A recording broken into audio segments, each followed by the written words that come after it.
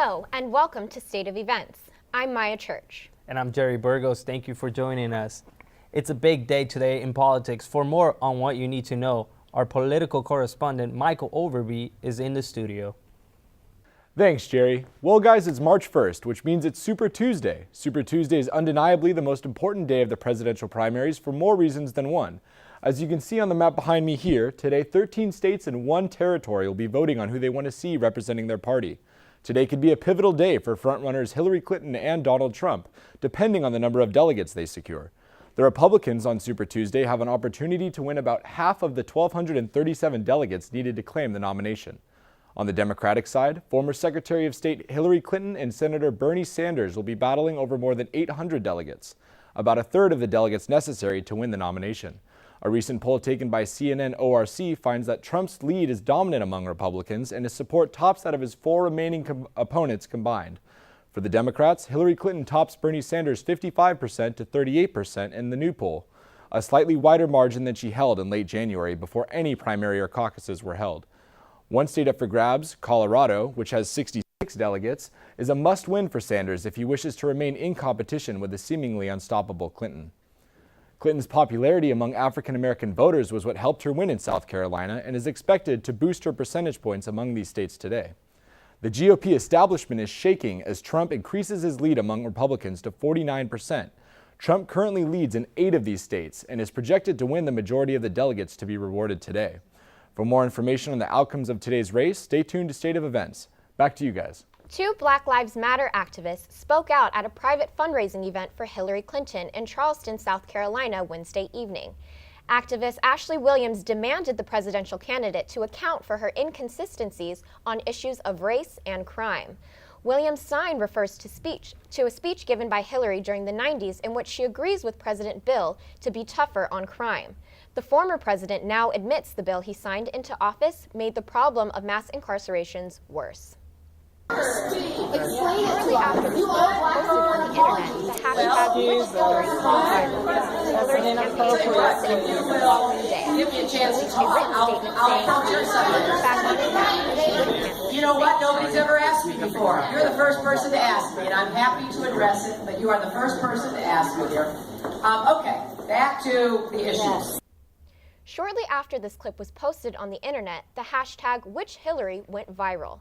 Hillary's campaign addressed the incident the following day. She released a written statement saying, looking back on it now, she wouldn't handle it the same.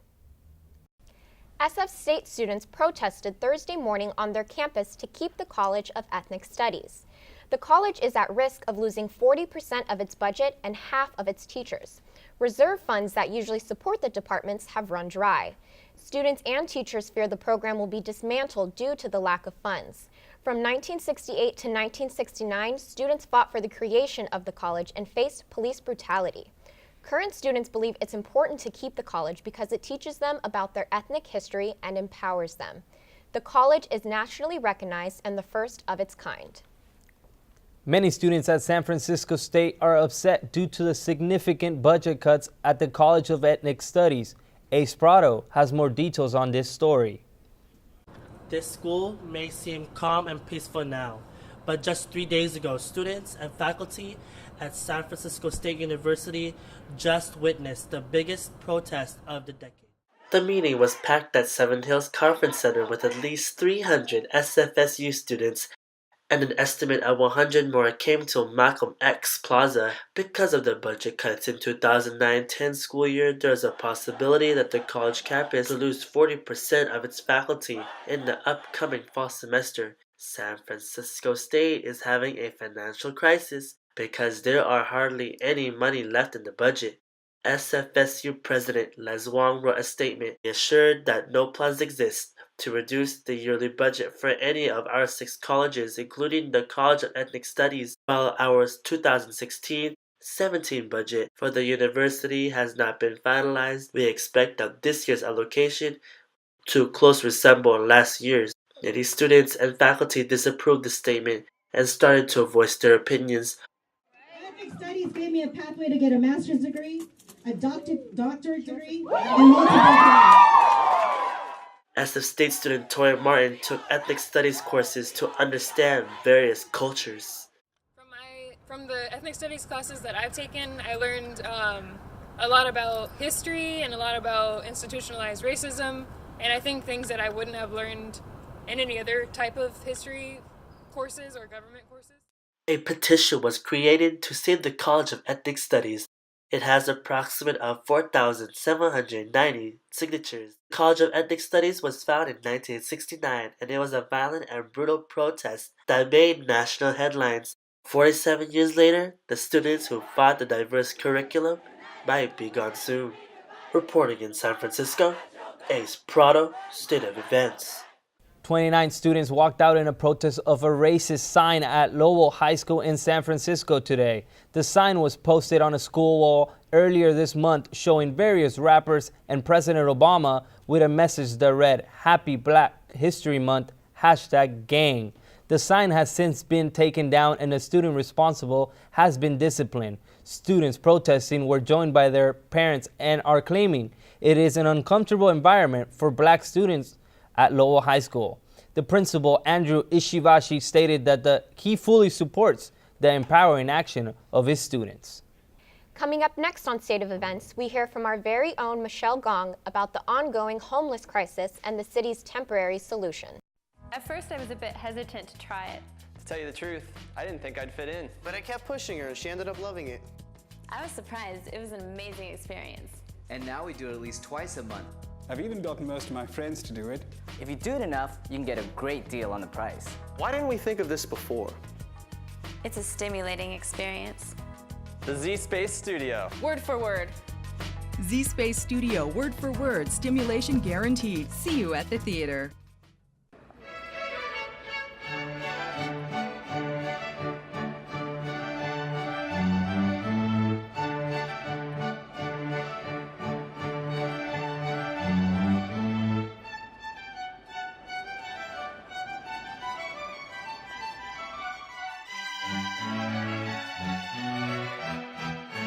On sale at bookstores and newsstands near you. Experience Theater Bay Area Magazine.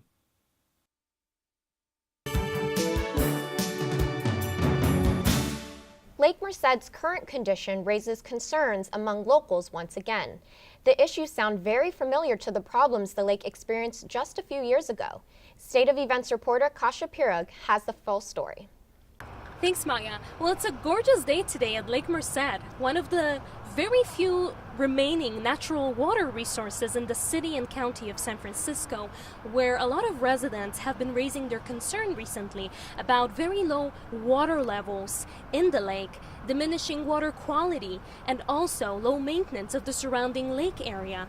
We can see the very high bushes and the reeds that have not been trimmed in a pretty long time surrounding the coastal line of the lake. I've noticed the water levels dropping at Lake Merced, and upkeep is so important. I mean, work and effort, especially to take care of privileges like these. I'm not entirely happy. I would like to see the water level up another 4 feet, because I think the fishing would be better if it were high. Lake Merced is, besides a recreation area, it's a nature area, designated nature area in San Francisco, and it's also an emergency water supply. PUC, the San Francisco Public Utilities Commission, is responsible for monitoring water levels and water quality of the lake. When asked about current low water levels, PUC replied that the levels are much higher than they were several years ago. In the last several years, PUC has added water to it. Even though the water was added since 2014, the levels have been declining again. The golf courses now use recycled water, but then aside from the water levels, locals feel like the lake is not properly maintained. The problem is that it's not maintained. I mean, all this stuff that you see growing here, I mean, it used to be 10 feet less of this tule stuff here on both sides. The reeds that are along, the tall reeds that are along right on the water shore are native, natural. In my opinion, they shouldn't be trimming them, shouldn't be cutting them. Still, a lot of questions need to be answered. However, what we know for certain is that Lake Merced is a very precious natural resource and a recreational area important to many local residents. Reporting live at Lake Merced, I'm Kasia Pieruk, State of Events. Back to you in the studio, Maya and Jerry. San Francisco's homeless problem continues to be an issue for every party involved. Police showed up today on Division Street and forced all homeless people to move and threatened arrest if they repopulated the area.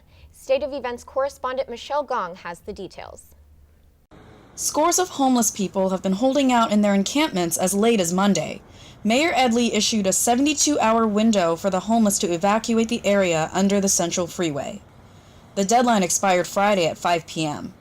In what city officials say is an effort to clear a health hazard, many on the street see it as a way for the city to hide and ignore a growing problem. The city has converted Pier 80, which was home to the Oracle America's Cup team, into an expansive homeless shelter. Adrian, a local who has been homeless for 7 years, says that many don't like the general aesthetics, facilities, and environment in the shelter. There were razor wire fences, sheriffs on duty, and they locked you inside at 9 p.m. There were mats on the ground about this far apart, maybe like that, and everyone numbered. It looked like a concentration camp. A lot of people's stuff got stolen or thrown away. All my stuff there got stolen immediately. Officials say that the shelter will stay open through March, but don't know how much longer thereafter. Due to the negative public reception, Adrian says that officials are being careful until the media dies down. Constantly nudging us as long as the media is not around. They'll spray people with pressure hoses, spray down all their stuff while they're sleeping. They'll steal things as long as it's outside of your tent while you're sleeping. I've gotten more stuff stolen from them than people on the streets. Police are careful to show up when the media isn't around. In fact, Adrian said this morning that they were on Alameda and San Bruno at 5 a.m. Many officials will continue to persuade those displaced from their spots to come here to the new shelter just behind me. But only time will tell just how long the Pier 80 solution will last. Reporting live from Pier 80 here in San Francisco, Michelle Gong, State of Events. Former Senator Leland Yee was sentenced to 5 years in prison in a public corruption case. Yee admitted to accepting thousands of dollars in bribe money and to trafficking firearms. The former senator held the position for 8 years, but was a longtime SF politician. Yee wasn't the only city official to be brought to justice on Wednesday. The former president of SF School Board of Education, Keith Jackson, has also been sentenced to 9 years in prison. Jackson was convicted of federal bribery and numerous other counts. Jackson and Yee have 30 days to turn themselves in to federal marshals. 2 South San Francisco high schools have beefed up security after allegedly receiving a letter threatening students and faculty. South San Francisco High School and El Camino High School are allowing their students to stay home if desired, as long as the student's guardian notifies the school. Police say they're investigating the validity of the claim and have yet to release any details of the letter. Extra security will remain on the campus for the rest of the week. Bay Area investigators are working endlessly to solve a dark, twisted puzzle. The torso of a woman found near the Dumbarton Pier a few days ago is now being linked to a missing woman from Brisbane, California. Although Fremont police think it's highly unlikely, they cannot confirm whether or not those remains are of Shelley Titchener. Titchener had been missing for more than a week. Her husband became a person of interest before taking his own life a day later. Although one of the children of the possible victims wrote on social media that both of his parents had passed away, the Alameda Coroner's Office cannot confirm whether the human remains found are Titchener. Coming up, we'll tell you about the latest threats ISIS is making to Facebook and Twitter CEOs. Stay tuned, we'll be right back. My life is out of control. I have no job, no health insurance, no support. I'm pregnant. I don't know how to handle all of this, but there's one thing I can do. Take care of this. It won't solve all my problems, but at least it'll make a difference. If I can do it, you can do it too. Prenatal care makes a difference. 1-800-300-9950.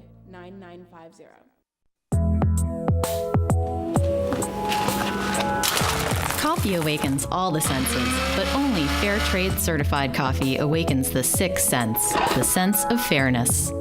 Fair trade certified coffees are bought directly from family farmers, guaranteeing them better incomes and strengthening their communities. Fair trade certified. Taste fairness. Look for the label wherever you buy coffee.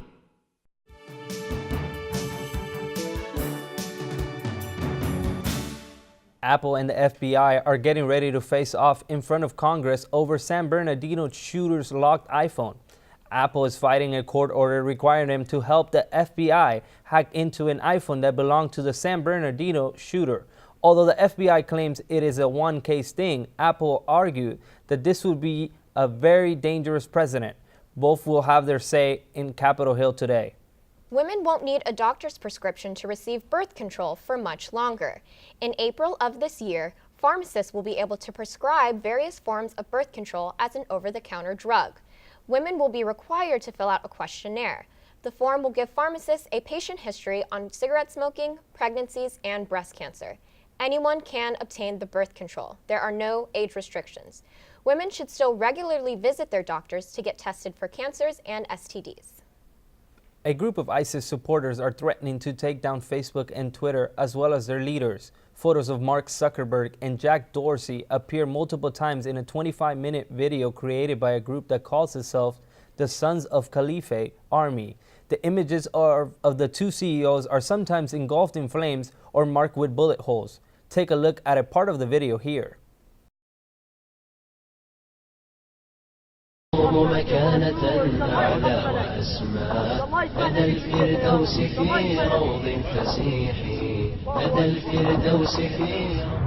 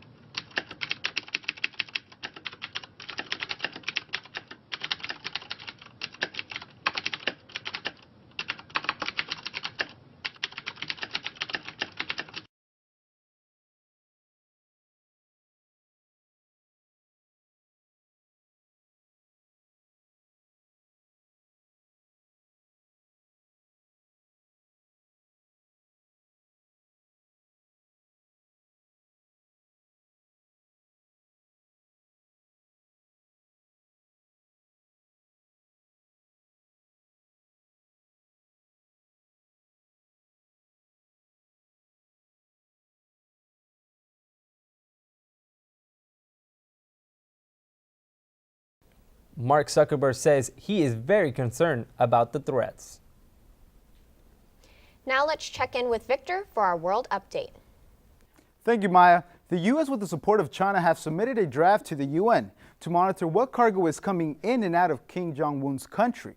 The U.S. and China's demands are a consequence of North Korea's missile and nuclear tests in the last couple of months. According to the U.S. ambassador to the UN, if the UN passes these sanctions against North Korea, they'll be the strongest set of rules imposed by the Security Council in more than 20 years. In the draft, the U.S. and China proposed to the UN that all UN member states will inspect all cargo to and from North Korea. North Korean ships suspected of carrying illegal goods would be barred from ports worldwide. 3. And arms of embargo would be widened to include supplies of small arms. And lastly, the supply of aviation fuel, including rocket fuel, in North Korea would be banned. The UN's decision will be decided in the next few days.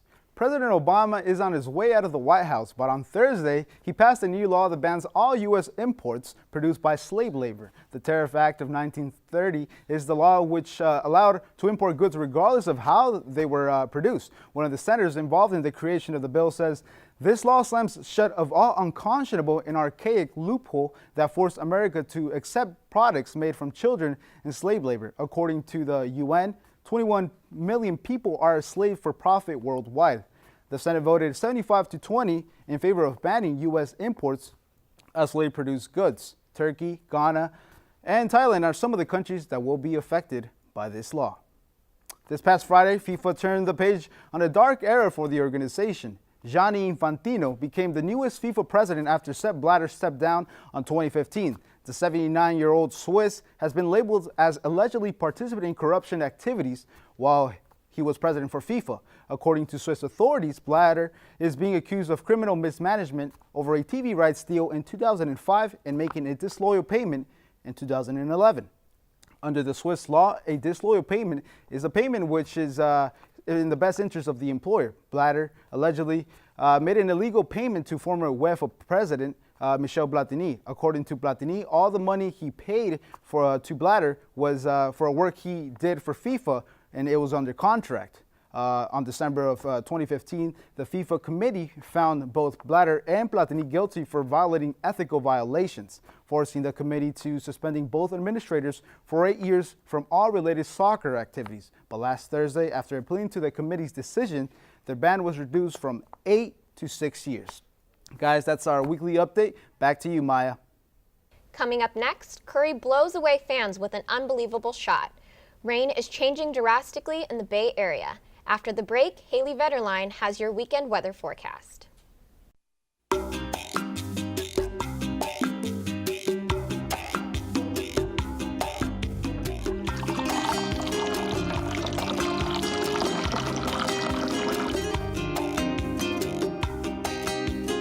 What if we could make a difference with every cup of coffee we drink? With Fair Trade certified coffee, we can. Look for this label where you buy your coffee. Before City Car Share, we were spending a lot of money on gas and insurance. I felt like I had to check my bank account every time I went driving. City Car Share is great because the membership includes insurance and a gas card. I don't even know why we owned a car in the Bay Area. Now we just have more money to spend on other things. City Car Share is an important part of our lives. City Car Share gives you the benefits of using a car without the hassles of owning one.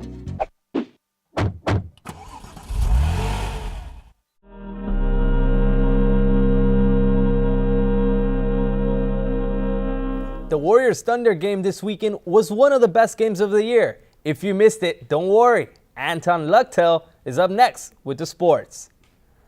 Thanks, Jerry. In what was possibly the game of the year so far, NBA fans everywhere witnessed a performance by a human who seems to be not so human. Thunder hosting the Warriors. Curry, Durant. Need I say more?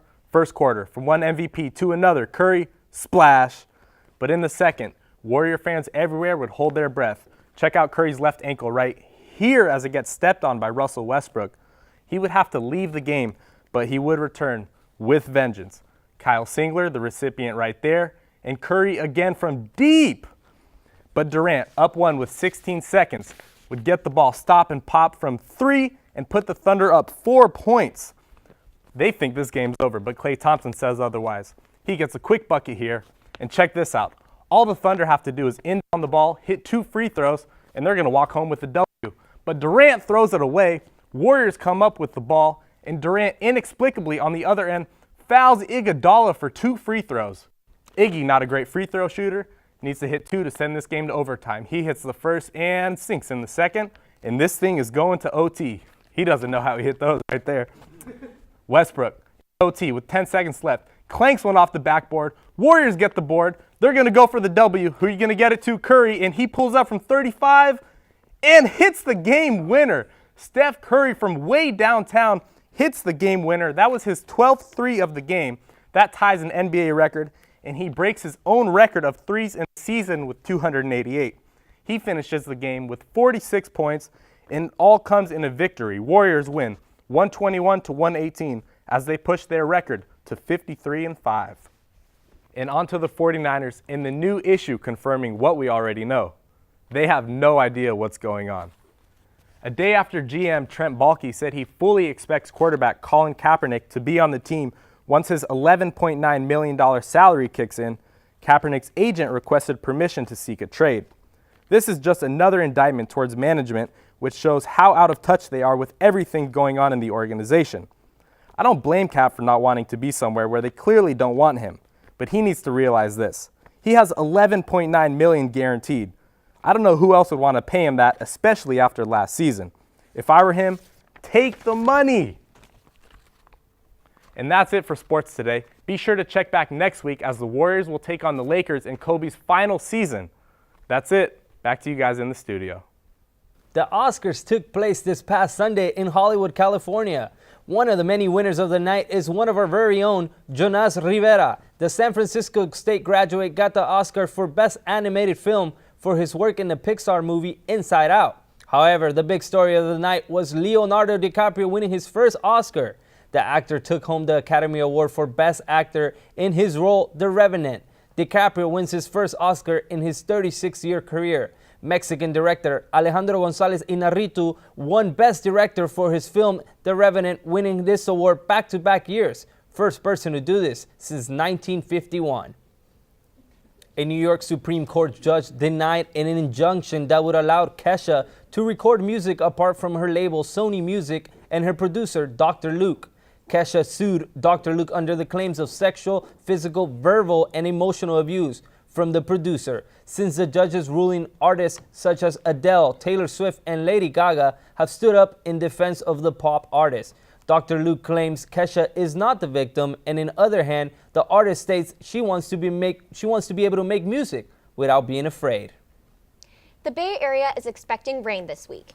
Here's meteorologist Haley Vetterline to tell you which days you need to grab that umbrella.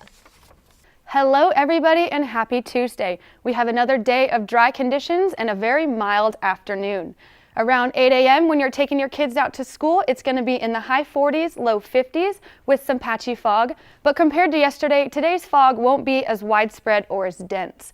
Coming in around lunchtime, it's going to be mid 60s, and around 3 p.m. it'll be lower 70s. It's going to be a mild day today, but not as hot as yesterday, though the weather will still be very comfortable. We have a lot of storms and big changes coming this week, but as for today, it'll still be very mild in the 60s and 70s. As far as tomorrow, we will see some clouds rolling in, and there should be rain coming in tomorrow night. Though there will be an even bigger storm this weekend on Saturday and Sunday. It is expected to be wet and windy starting Saturday over into Sunday, and we should see some wet rain next week as well. Now let's go into the 7-day forecast. As you can see, Tuesday looks very beautiful. We're getting some rain Wednesday, Thursday, a little bit into Friday, and the bigger storms come in Saturday and Sunday, and there's going to be some possible rain coming next week. That is your weather forecast for today. Back to you. Thank you for watching State of Events. I'm Maya Church. Tune in next week for the latest news. And I'm Jerry Burgos. Stay dry, San Francisco.